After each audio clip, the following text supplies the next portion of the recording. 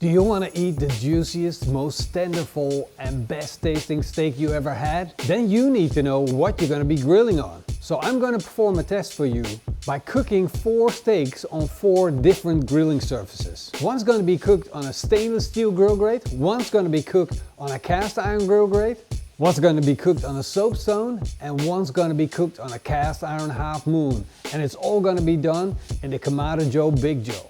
The stainless steel grill grate didn't pick up any sear marks, and the level of caramelization on the meat is not that great. It did pick up a little bit of flavor from grilling over charcoal. The cast iron grill grate created a lot of sear marks and caramelized the meat in a great way.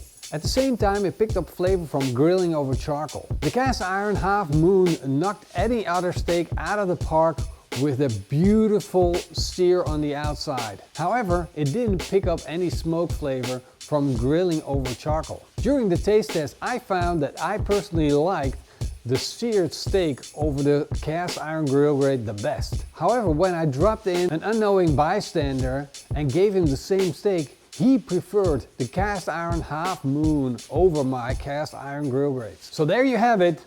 It comes down to personal preference, but the cast iron does an amazing job, that's for sure.